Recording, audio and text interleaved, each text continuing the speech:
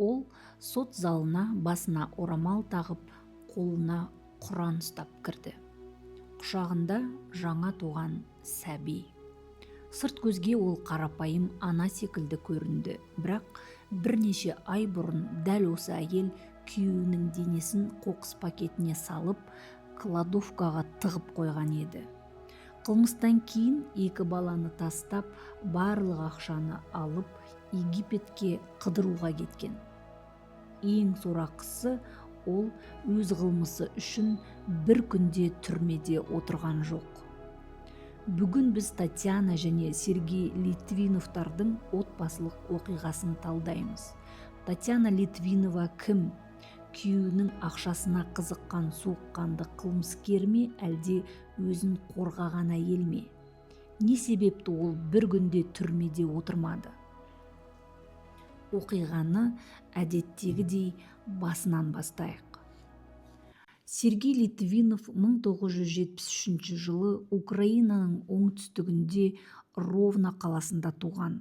Ол стилист. 27 жасында үйленіп ажырасқан. Сережа атты бір ұлы бар. Ұлы анасымен қалса да, Сергей алимент төлеп баласымен уақыт өткізіп әкелік міндетін орындап жүреді. Ажырасқанына 8 жыл болған Сергей бір пәтерді жалға алып, Серж деген сұлулық салонын ашады. Бизнесі жақсы жүріп жатқандықтан, оның ендігі мақсаты сол салонды сатып алу еді. Оның ата-анасы бар. Анасы Софья Федоровна ательеде тігінші болып жұмыс істейді. Әкесінің денсаулығы нашар. Ол кісі Паркинсон ауруымен ауыратындықтан үйде, төсектен алыс кете алмайды. Софья Федоровнаның жұмыс істейтін ательесіне Татьяна есімді жас қыз жұмысқа орналасады. Жасы небәрі 20-да, көк көзді, қуыршақтай әдемі, өте сыпайы, көп балалы отбасынан шыққан қыз. Ол Ровноға басқа облыстан жақсы өмір іздеп келген. Сергейдің көзі Татьянаға түседі. Сұлу, сүйкімді жас қыз оған бірден ұнайды. Екеуі араласа бастайды. Сергейдің жасы 35-те, оның ниеті үйлену. Сондықтан көп ұзамай ол анасына Татьянаға үйленетінін айтып, қызды әкесімен таныстырады. Сергейдің ата-анасы Татьянаны аса ұнатпайды. Екеуі тең емес сияқты көрінді. Қыз тым жас, жеңілтек, бірақ ұлдары үлкен азамат, екінші рет үйленгелі тұр. Сондықтан олар оның шешімін қабылдап, ешқандай қарсылық танытпайды. Сөйтіп Татьяна мен Сергей үйленеді. Отағасы жұмысын жалғастырып, Таня үйде отырып, дүниеге қатар-қатар 2 ұл алып келеді. Балалардың есімдерін Данил және Марк деп қояды. Қарап тұрсаң, Татьянада бақытқа керектінің барлығы бар. Кішкентай қаладан келген қыз орталықтағы қалада өмір сүріп жатыр. Табыскер, ақыл тоқтатқан жігітке күйеуге шықты. Екеуінің 2 ұлдары бар. Қарны тоқ, көйлегі көк. Сергей оны бастан аяқ киіндіріп, тіпті шет елге де қыдыртты. Бірақ екеуінің әңгімесі жараспады. Таня жас, оның көңіл көтергісі, қыдырғысы келеді. Ал Сергейдің ойы мүлде басқа. Ол ақша жинап, салонды сатып алғысы келеді. Сол себепті екеуі жиі-жиі ұрсыса бастайды. Екінші ұлдары дүниеге келгеннен бастап Таня құлпырып кетеді. Жас келіншекке ер адамдар көңіл аударып, Татьяна жеңіл жүріске салына бастайды. Көрші, сыныптас еркектермен телефон арқылы сөйлесіп, кездесіп жүргенін біліп қойған күйеуі Сергей әйелін ақылға келтірмекші болады. Бірақ еш нәтиже шықпайтынын түсінген Сергей сотқа ажырасу туралы арыз жазып, басқа пәтерге көшіп кетіп қалады. Таня жұмыссыз болғандықтан Сергей оларға үнемі тамақ әкеп беріп тұрады. 2017 жылдың 8 ақпаны да сондай күндердің бірі еді. Сергейдің алғашқы клиенті таңертеңгі сағат 9:30-ға жазылған. Сондықтан ол жұмыстың алдында тез арада Таняның үйіне пакетін алып кіріп шықпақшы болады. Администратор қызға ол сәл кешігуі мүмкін, егер кешігіп жатсам кешірім сұрап басқа мастер жұмыс жасай берсін деп ескертеді. Алайда салонның қожайыны сол күні мүлде жұмысқа келмейді. Бір қызығы, салонға асығыс Татьяна келіп кетеді. Қыздарды таңғалдырғаны сыртта ақтүтек боран, ал Таня салонға шлепка мен жалаң аяқ кіріп келеді. Қыздар оның қолының жарақаттанғанын байқаған. Ол жаңа ғана бір шалбар сатып алып едім, Сережаның кабинетіне кіріп соны киіп көруге келдім деп айтып, күйеуінің кабинетіне барады. Біраз уақыттан кейін кабинеттен асығыс шығып кетіп қалған. Қыздар одан кейін бірнеше рет Сергейге қоңырау шалады, бірақ телефоны сөндірулі. Алаңдаған олар Сергейдің анасы Софья Литвиноваға хабарласады. Анасы ұлын таппай, Сергейдің досы Александрға үйіне барып тексеруін тапсырады. Александр 9 ақпан, яғни келесі күні Сергейдің пәтеріне келеді. Пәтердің есігі ашық жатыр екен. Іші астан-кестен, тіпті төсек орынға дейін шашылған. Сергейдің жай ғана жоғалып кетпегені бірден түсінікті болады. Александр полицияға келіп, досының жоғалғаны туралы арыз жазады. Сол күні кешке ол полициямен бірге Татьянаның пәтеріне келеді. Себебі Таня Сергейді соңғы рет көрген адам. Есікті қолында кішкентай бала көтерген Таняның анасы ашады. Ол полицияға Таня мені балалармен қалдырып, өзі демалуға кеткен деп айтады. Таня анасын басқа қаладан алдырып алған екен.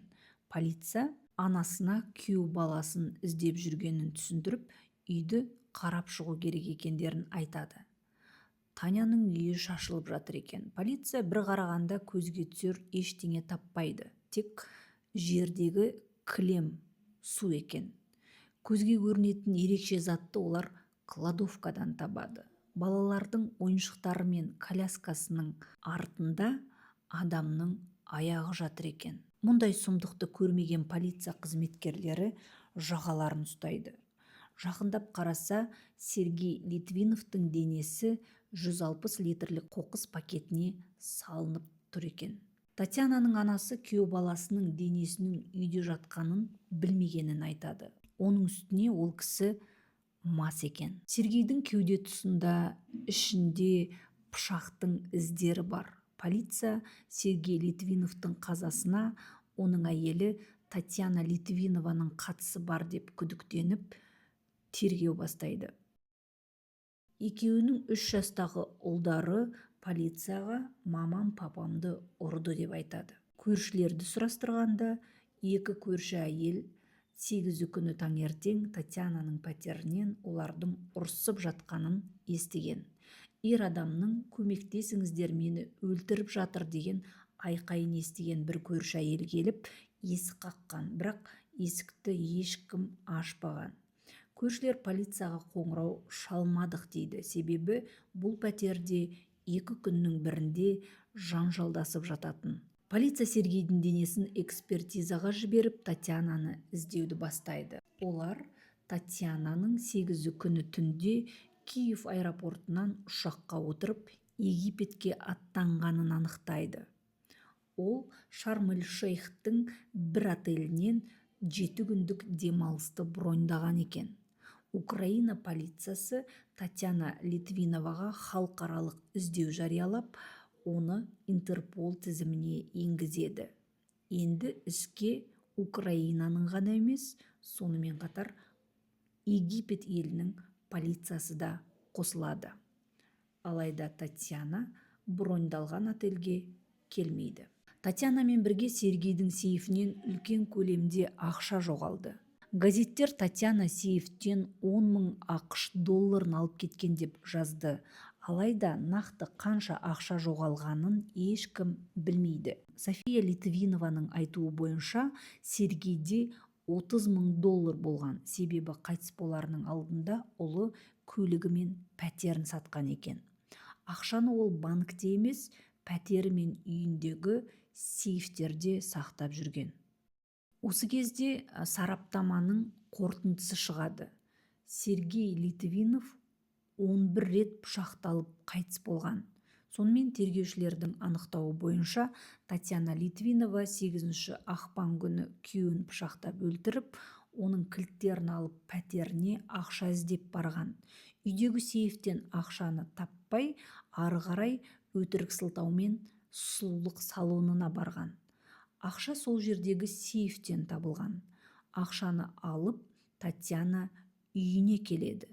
Ол жерде Сергейдің денесін қоқыс пакетіне жасырып, қылмыс ізін тазалап, кілемді жуып, шұғыл түрде анасын басқа қаладан алдырып, өзі Киевке барып, сол жерден Египетке ұшып кеткен. Қарап тұрсаң, бір күнде жалғыз өзі бәрін үлгерген. Әлде оның көмекшісі болды ма екен? Татьяна Египетке осымен 4-ші рет барып тұр. Соңғы рет ол 2 ай бұрын құрбысымен барған. Сол жақта бір еркекпен танысып, екеуі телефонмен сөйлесіп жүреді. Ол кім болуы мүмкін? Неге Татьяна бірден Египетке қашты? Ол жаққа 4 рет баруы жайдан жай емес сияқты. Полиция Татьянаны сол еркектің үйінде жасырынып жүр деген жорамал жасайды. Ата-анасы Сергейді жерлейді, бірақ оның өлімінің айналасындағы жұмбақтар енді ғана басталған еді. 1 айдан кейін қожайынынан айырылған Сергейдің сұлулық салоны жабылады. Марк пен Данилды апаларының екеуі де ала алмайды. Сергейдің анасы кәрі кісі, оған қоса жолдасы ауырады, ал Таняның анасының жағдайы жоқ. Үйінде 4 баласы бар. Оның біреуі мүгедек, 3 және 1 жастағы 2 баланы Сергейдің достары асырап алады. Египеттік полиция Татьянаны қанша іздесе де таба алмайды. Алайда 1,5 айдан кейін, яғни 24 наурызда Татьянаның өзі Каирдағы Украинаның посольствосына барған. Барудағы себебі ажырасу туралы құжат алғысы келеді екен. Себебі қайтадан күйеуге шықпақшы. Татьянаны египеттік полиция сол жерден ұстап, уақытша қамау изоляторына қамайды. Сөйтіп, оны Украинаға қайтару процесі басталады. Бұл процедураны рәсімдеу ұзақтығы 2 айға созылады. Сергейдің анасы ұлын өлтірген қылмыскердің, яғни бұрынғы келінінің ұсталғанына қуанып, оның тезірек оралып, түрмеге отырып өз жазасын алады деп үміттенеді. Осы кезде тағы бір қайғылы жағдай орын алады. Ұлының өлімінен кейін 3 ай өткенде 78 жастағы Иван Литвинов ауыр депрессия салдарынан көпқабатты үйдің терезесінен секіріп қайтыс болады. София Литвинова жалғыз ұлы мен күйеуінен айырылады.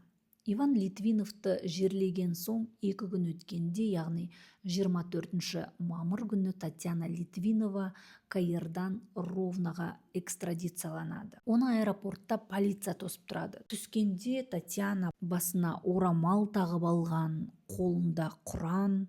Ол мұсылмандықты қабылдаған сияқты. Қолына Құран ұстап, басына орамал тағуы бұл діндарлық па, әлде соттың алдында бейкүнә әйел болып көрінгісі келгені ма? Таня бірден уақытша тергеу изоляторына қамалады. Ол менің аяғым ауыр деп өзін дәрігерлердің қарауын сұрайды. Келесі күні оны гинеколог қарап, мерзімі 14 апталық жүктілігі бар дейді. 2 күннен кейін алғашқы сот отырысы болады. Сотқа Таня басындағы орамалынсыз келеді. Ол күйеуінің қазасына өзін жартылай ғана кінәлімін деп айтады. Яғни мен оны ақша үшін өлтірген жоқпын, біз жанжалдасып, абайсызда пышақ сұғып алдым дейді. Ал екеуі ерлі зайыпты болғандықтан алған ақшасы отбасылық қаражат деп түсіндіреді. Психиатрлар оны тексеріп, қылмыс жасаған кезде ақыл есінің дұрыс болғандығын анықтайды. Татьяна Литвиноваға Сергей Литвиновты қасақана өлтірді деген айып тағылады. Мұндай қылмыс үшін Украинада 7 жылдан 15 жылға дейін беріледі. Келінінің өмір бойы түрмеде отырғанын қалайтын София Литвинова оны тым болмаса 15 жылға, яғни максималды мерзімге сотталса деп үміттенеді. Украинада Савченко деп аталатын заң болған. Ол заң бойынша СИЗОда отырған бір күн түрменің 2 күніне тең. Ол заң 2017 жылдың мамырында өз күшін жойды. Бірақ Татьяна Египетте 2017 жылдың наурызында ұсталғандықтан, осы заңға сәйкес оның СИЗОдағы бір күні 2 күн деп саналып жатыр. Бұны білген Литвинова түрмеге бармай, сотты барынша созып, уақытша тергеу изоляторында ұзағырақ отыру үшін барлығын жасай бастайды. Біресе анемиямын, біресе түсік тастау қаупім бар деген бітпейтін сылтаулар айтып, сотқа келмей, процесс шегеріле береді. Созбақтап жүріп, қыркүйектің соңғы күні Татьяна Литвинова уақытша тергеу изоляторынан перзентханаға ауыстырылады. Украинаның заңы бойынша түрмеде отырған әйелдер босану үшін перзентханаға босатылады. Әйел толғақ кезінде қашып кетпес үшін арнайы торлы бөлмеде күзетшілердің бақылауында болады. Литвинова перзентханада 3 күн жатып, кесар тілігі операциясы арқылы мерзімінен бұрын ұл баланы туады. Нәрестенің салмағы 2 килограмм. Сондықтан жас ана СИЗОға қайтарылып, баласы бастапқы кезде дәрігерлердің қарамағында болады. Кейін оны анасының жанына уақытша тергеу изоляторына алып келеді. Қамаудағы балалы аналар үшін СИЗОда жеке бөлмелер қарастырылған. Мұндай бөлмеде анасы мен баласы ғана тұрады. Бөлмеде өмірге қажеттінің барлығы бар. Душ, тоңазытқыш, ыстық су, балаға арналған төсек орын, бөтелке, подгузник, баланың сүті, тамақтары, киімдері. СИЗО қызметкерлерінің айтуынша, бөлменің жағдайы бостандықтағы кей адамдардың жағдайынан әлде қайда жақсырақ. Таня ұлына Матвей деп ат қояды. Әкесі деп Сергейді жаздырады. Татьяна мен Сергей бір-бірін соңғы рет Сергей қайтыс болатын күні, яғни 8 ақпанда көрген. 25 мамыр күні, яғни гинеколог оған жүктіліктің мерзімі 14 апта деді. 8 ақпаннан бастап есептесе, жүктілік мерзімі 15-16 апта болу керек. София Литвинова үшін бұл тағы бір жұдырық болып тиді. Сотта бұл бала Сергейден емес, Сергей Татьяна мен оның жүргіштігі үшін ажырасқан деп шыр-пыр болады. Алайда Татьяна Сергейдің баласының әкесі екендігін дәлелдейтін сараптамадан бас тартады. Нәресте 1 айға толғанда, яғни 1 қарашада кезекті сот отырысы болады. Литвинова жауап берерде бірден жылай салады. Адвокаты судьяға: менің қорғаушымның жағдайын көріп тұрсыздар ғой. Татьяна Литвинова босанудан кейінгі депрессияда, ол сіздердің сұрақтарыңызға жауап бере алмайды дейді. Сөйтіп сот кейінге шегеріледі. Татьянаның 1040 сылтауы желеу етіліп, кезекті сот процестері де ауыстырыла береді. Ақыры судья Татьянаға изолятордан шықпай, сол жерден онлайн видео байланыс арқылы қатысуға рұқсат береді. Сондай отырыстарда ол біресе шашын сары, біресе қара қылып бояп қатысып жүреді. Жағдайы жақсарғанға ұқсайды. Бұл әйелдің бағы ма, білмедім, әйтеуір сот тағы да тығырыққа тірелді. Ендігі себеп, істі жүргізіп жүрген судья отставкаға кетпекші. Жаңа судья сотты осы жерден жалғастырады ма, әлде басынан бастайды ма, ол жағы тағы да бір проблема. Татьяна болса біресе адвокатын ауыстырады, біресе баласының бітпейтін ауруларын сылтауратып, жаңа судьямен болған соттарға қатыспай қояды. Ал Сергейдің қарт анасы әрбір сот отырысына үлкен үмітпен келіп отырады. Татьяна ешқайда асықпағанымен, София Литвинова сот шешімінің шығуына асығып жүр. Себебі оның өмірінде басқа мән жоқ. Оның қанша ғұмыры қалғаны белгісіз, денсаулығы да мәз емес. Оның бар арманы жалғыз ұлының өмірін қиған қылмыскердің өз жазасын алғанын естіп барып, аны өмірге аттану. Заң бойынша Татьянаның баласы оның қасында 3 жасқа дейін тұра алады. Әрине, Таня оны сол жерде қасында қалдырады. Себебі баласы жоқ болса, оны басқа әйелдер сияқты кәдімгі СИЗОға отырғызады. Ал СИЗОда жағдай түрмеге қарағанда әлде қайда жаман. Сол себепті де ол жерде отырған бір күн түрменің 2 күніне тең. Бірақ Татьянаның жағдайы басқа әйелдерден артық. Осы кезде бәрін шок қылған тағы бір жағдай орын алды. Татьяна Литвинованың тағы да аяғы ауыр. СИЗОдағы жұмбақ жүктіліктің артында кім тұр? Телеарналарда тағы да СИЗОда отырған әйел қалайша жүкті болды деген шу шығады. Жергілікті журналистер демек ол түрме қызметкерлерінің бірінен жүкті болды деп шуласады. СИЗОға осы сұрақты шешу үшін арнайы комиссия келіп, тексеріс басталады. СИЗО бастығы Юрий Ткачук журналистердің алдына шығып, Татьяна Литвинова сырттан келген адамдармен кездескен жоқ, оған қызметкерлер ешқандай жеңілдік жасамаған деп ұяла жауап береді. Демек ол күлге аунап жүкті болған ғой. Журналист: осылай жалғаса берсе, Литвинова туа береді. Мүмкін сіздер ол әйелге жазаның орнына Батырана деген орден берерсіздер, деп наразылық танытады.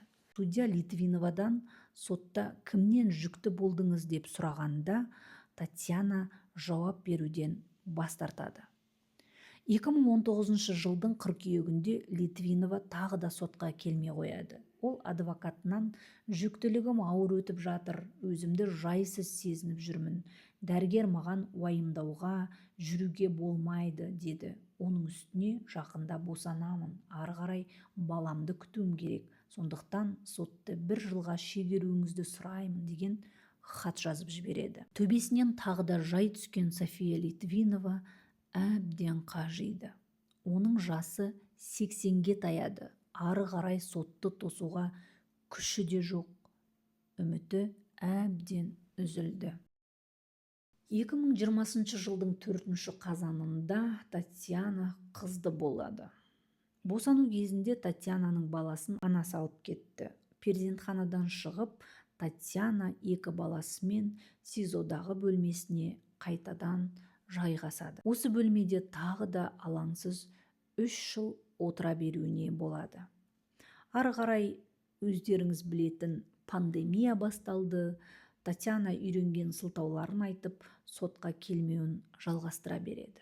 Арасында ол видео байланысқа шығып тұрады. Сондай отырыстардың бірінде ол Сергей 8 күні таңертең емес, 7 күні түнде келіп үйге қонды дейді. Ол менің телефонымды тексеріп, шетелге кететінімді біліп, қызғаныштан жанжал шығарды деген. Сергей мені итере бастады. Қолында пышақ болды. Мен оның қолынан пышақты жұлып алып, ашу үстінде оны ұра бастадым. Ол кезде қанша рет пышақ сұққаным есімде жоқ. Мен өзімді қорғадым. Жедел жәрдем шақыруға қорқып, Сергейдің денесін кладовкаға тығып қойдым. Балалар ол кезде басқа бөлмеде болған дейді. Пандемия салдарынан сот созылып жүргенде Татьянаның кішкентай баласы 3 жасқа толады. Ары қарай балалар заң бойынша СИЗОда қала алмайды. Оларды не апалар алу керек, не балалар үйіне өткізу керек. Татьянаның адвокаты қорғалушысын СИЗОдан үй қамаққа ауыстыруын сұрайды. Себебі балаларға анасы керек, ал анасына балалары керек деп түсіндіреді ол судьяға. Татьяна керемет ана болса, Египетке қашып бара жатқанда 2 үлкен ұлдарын неге ойламаған? Судья бұл сұранысты қабыл етіп, 2022 жылдың желтоқсанында Татьяна СИЗОдан шығып, балаларымен жалдамалы пәтерге барады. Адамдар ол пәтерді оның сүйіктісі жалдап беріп отыр екен деп шуласады. Сүйіктісінің аты жөні құпия қалады. 2023 жылдың наурызында 6 жылға созылған тергеу аяқталып, сот Литвиноваға 11 жыл 5 ай түрмеге отырсын деген үкім шығарады. Татьяна СИЗОда онсыз да 6 жыл отырды. 6-ны 2-ге көбейтсек 12. Демек, Савченко заңына сәйкес оның жазасы аяқталды. Сөйтіп, жауыз әйел бір күнде түрмеде отырған жоқ. Сотта ол өз кінәсін мойындап, өкінетінін айтқан. Сергейдің анасы София Литвинова бұл күнге жеткен жоқ. Ол 2022 жылдың қарашасында пневмониядан қайтыс болған. Сот үкімін София Литвинованың орнында Сергейдің бірінші әйелінен туған ұлы Сережа естіді. Әкесінің атын иеленген ұлы Сережа сот залында анасымен отыр. Оның қасында анасынан басқа ешкім қалмады. Атасы терезеден секірді, әжесі аурудан көз жұмды, ал әкесін өлтірген адам заңның саңылауларын пайдаланып, бүгінде бостандықта. Сот үкімі бойынша Татьяна өз алып кеткен ақшаны енді сол Сережаға қайтаруы тиіс. Бірақ оны қашан, қалай қайтаратыны белгісіз. Татьяна ханым сотты созбалаудың королевасы ғой. Адам өлімінен осылай жеңіл құтылған ол бұл мәселені өмір бойғыға созары сөзсіз. Бір әйел бір отбасына қаншама қиындық әкелді. Ең сорақысы Татьянаның адвокатының аналық махаббат туралы айтқан сөздері. Ол СИЗОдан балаларым қасында болу керек деп үй қамаққа шыққанымен, оның үлкен ұлдары Данил мен Марк мүлде басқа тағдырды бастан кешіп жатты. Сергейді өлтірген күні Татьяна 2 кішкентай ұлын үйде қалдырып, өлі денемен бір пәтерде жауып тастап, өзі Египетке қашып кетті емес пе? Ол Шарм-эль-Шейх жағажайында демалып жүргенде, оның балалары не ішіп, не жеп жатқаны оны мүлде алаңдатпаған. Ол СИЗОда туған 2 баласымен жаңа өмір бастап жатқанымен, Данил мен Марктың тағдырлары оны мүлде алаңдатқан жоқ. Анасы өз әкесін өлтіріп, оларды қараусыз қалдырып кеткенін бұл балалар ертең қалай қабылдар екен? Татьяна үшін үлкен ұлдары жай ғана өткен өмірдің жүгі болып қалғандай. Кейін туған 2 балалардың да еш кінәлары жоқ. Олар әкелерінің кім екенін де білмей, СИЗОның сұр қабырғаларының арасында дүниеге келді. Татьяна оларды жақсы көрді ме? Мүмкін. Бірақ оның бұл балаларды өз қылмысын жасыру үшін, жазадан қашу үшін қалқан ретінде пайдаланғаны анық. Татьяна Литвинова Сергейді қасақана 11 рет пышақтады ма, әлде расымен өзін қорғады ма? Егер ол кінәсіз болса, неге Египетке қашты? Неге СИЗОда отырып сот процесін созу үшін барын салды? Бұл сұрақтардың жауабын тек Татьянаның өзі ғана біледі. Бір анығы, бұл іс Украина тарихындағы ең даулы қылмыстардың бірі болып қала бермек. Әйел азса, әулет азады демекші, Сергей Литвинов жер астында қалды. Оның ата-анасы да бұл өмірден өтті, ал Татьяна Литвинова бостандықта. Бұл әділетті ме, әлде заңдағы саңылаулардың салдары ма? Шешімді өзіңіз шығарасыз. Сондықтан жар таңдауда абай болыңыздар. Қазақ тілді арнамды дамыту үшін міндетті түрде менің каналыма тіркеліп, бүгінгі оқиға туралы пікіріңізді жаза кетіңіз. Келесі қанды құпияның беті ашылғанша аман сау болыңыздар.